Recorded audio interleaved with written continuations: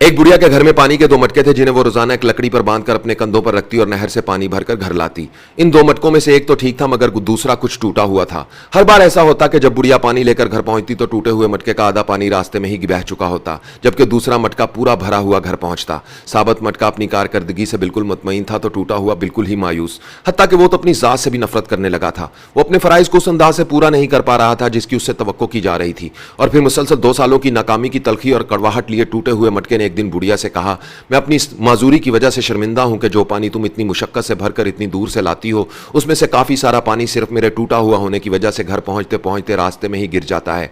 मटके की यह बात सुनकर बुढ़िया हंस दी और बोली, क्या तुमने इन 2 सालों में यह नहीं देखा कि जिस तरफ से तुमको उठाकर लाती हूं उधर तो फूलों के पौधे ही पौधे लगे हुए हैं, जबकि दूसरी तरफ कुछ भी नहीं उगा हुआ। मुझे उस पानी का पूरा पता है जो तुम्हारे टूटा हुआ होने की वजह से गिरता है, और इसीलिए तो मैंने नहर से लेकर अपने घर के रास्ते तक फूलों के बीज बो दिए हैं ताकि मेरे घर तक आने तक वो रोजाना इस पानी से सैराब होते रहें। इन 2 सालों में मैंने कई बार इन फूलों से खूबसूरत गुलदस्ते बनाकर अपने घर को सजाया और महकाया है। अगर तुम मेरे पास ना होते तो मैं इस बहार को देख ना पाती जो तुम्हारे दम से मुझे नजर आती है। दोस्तों, इस कहानी से हमें जिंदगी का एक बहुत बड़ा सबक सीखने को मिलता है। कोई भी शख्स मुकम्मल नहीं होता, हर एक में कोई ना कोई खामी जरूर होती है।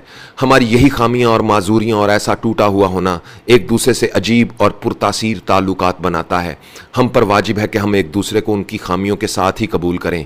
हमें एक दूसरे की उन खूबियों को उजागर करना है जिनको हम अपनी खामियों और माजूरियों की खिजालत के बोझ तले दबकर दिखा नहीं पाते।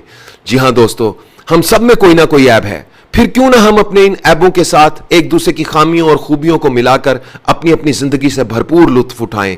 हमें एक दूसरे को इसी तरह कबूल करना है कि हमारी खूबियां हमारी खामियों पर पर्दा डाल रही हों।